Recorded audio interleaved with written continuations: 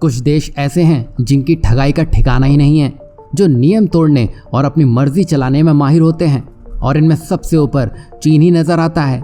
यहाँ भारत कितने भी रूल क्यों ना सेट कर ले, चीन हर बार नए रास्ते ढूंढ लेता है। लेकिन इस बार भारत के कस्टम डिपार्टमेंट ने ऐसी बड़ी कार्रवाई की है जिसमें जवाहरलाल नेहरू कस्टम हाउस की कस्टम सेंट्रल इंटेलिजेंस यूनिट यानी कि CIU ने चीन के 122 कंटेनर की धरपकड़ की है। और इन सभी कंटेनर में प्रतिबंधित Chinese fireworks, electronic goods, microchips और ऐसे ही सामान होने के संदेह मिला है। और आपको जानकर हैरानी होगी कि ये धरपकड़ कस्टम डिपार्टमेंट के इतिहास में अब तक की सबसे बड़ी कार्रवाई में से एक है।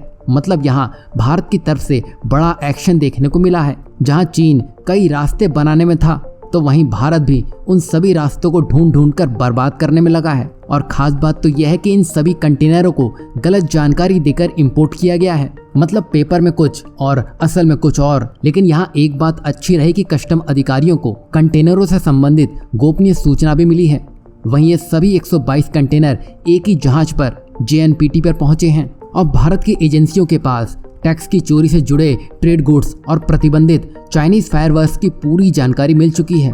अब इन सभी की जांच डिप्टी कमिश्नर द्वारा की जाएगी। वहीं चीन ये अच्छे से जानता है कि भारत में आने वाली इन वस्तुओं को बेचना मुश्किल है, क्योंकि ये सभी प्रतिबंधित श्रेणियों में आती है और इन पर सख्त नियम भी लगे हैं। इसलिए चीन इन सामानों की तस्करी का सहारा लेकर इन नियमों को तोड़ने का प्रयास कर रहा है। लेकिन आप देखिए, चीन के राष्ट्रपति भले ही यूरोप की यात्रा पर गए हों, ट्रेड से लेकर निवेश तक का रास्ता बनाने में लगे हों, पर जो उनको भारत से मिल सकता है वो यूरोप नहीं दे पाएगा। तभी तो चीन अपने कंटेनरों को छुपते छुपाते भारत भेजने में लगा रहता है। अब ऐसा हो क्यों रहा है, इसका एक कारण भी है। देखा जाए तो भारत एक बड़ा मार्केट है, जिसमें चीन के साथ ही साथ दुनिया के कई देश भारत के मार्केट के पीछे पड़े हुए हैं। और भारतीय मार्केट में चाइनीज गुड्स की डिमांड भी हाई है, लेकिन लीगली इनको लाना मुश्किल है। इसी स्थिति में तस्कर इन वस्तुओं की आपूर्ति बनाए रखने के लिए गैर कानूनी तरीके का इस्तेमाल कर रहे हैं। मतलब ये कि देश में ऐसे नमूने मौजूद हैं जो थोड़े से पैसे के लालच में